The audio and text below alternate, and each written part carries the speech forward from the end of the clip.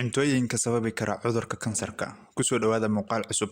Muuqaalkana maanta waxa uga hadli doonaa cunnooyinka sababi kara cudurka kansarka.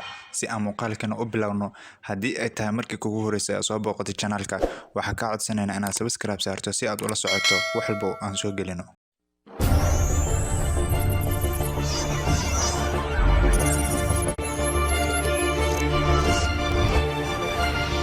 Jirka bini'aadamku waxa uu samaysan yahay qaab uu cuntada aan cunno u kala sooco.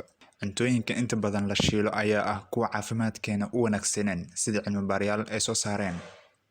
Sida ay xuseen cilmi-baarayaal caafimaad oo Faransiis ah, cuntooyinka warshadaysan iyo xanuunka kansarka waxaa ka dhexeeya xiriir aad u weyn.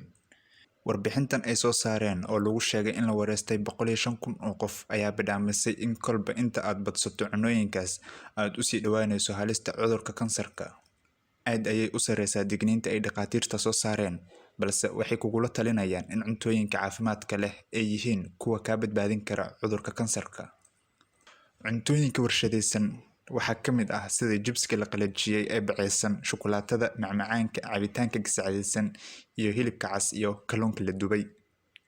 Baastada aan karinta u baahnayn ee maraqeeda wadata ee bacaysan, hilibka la qalajiyey ee diyaarka u ah in la cuno, cuntada laga sameeyay sokorta, saliidda ama dufanka.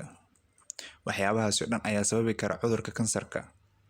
Hilibka cas ee la dubay, sida lagu xusay dib u eegis daraasad oo lagu taageeray mid ay horey u soo saartay WHO, hilibka warshadda lagu dubo waxaa 9% sare u qaadaysaa halista kansarka marka lala barbardhigo hilibka kale.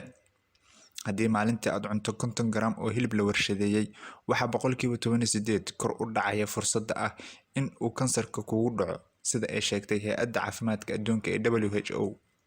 Balse WHO waxay aad u adkeysay in hilibka uu leeyahay fursad caafimaad, waana sababta mid ay dhakhaatiirtu u sheegeen in la iska yareeyo cunidda hilibka cas, balse aan la iska wada dayn.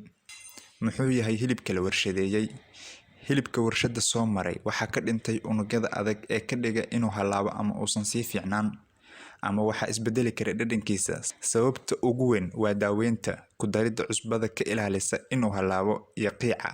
Dhakhaatiirta ayaa ku talinaysa si hilibka uu kugu macaanaado, xawaajka iyo waxyaabaha kale ee lagu macaaneeyo oo ay cusbadu kow ka tahay inaad iska yareyso. Cunnooyinka sajalan, gaar ahaan yaanyada.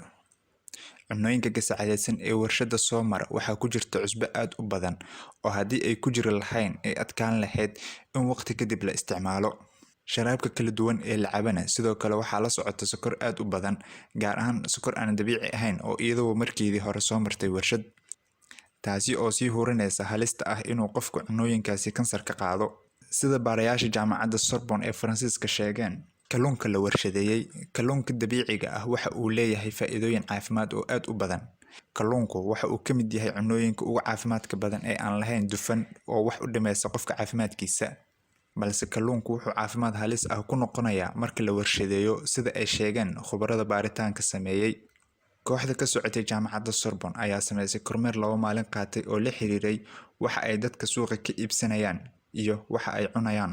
Dadka ugu badan ee la hadleen waa rag iyo dumar dhalinyaro ah. Qaar ka mid ah ayay baarayeen muddo 5 sano ah. Si cad uma sheegi karaan in cuntada warshadaysan ay sababi karto kansarka, balse waxa ay sheegayaan in xiriir dhow ay la yeelan karto waxyaabaha sababa xanuunka kansarka.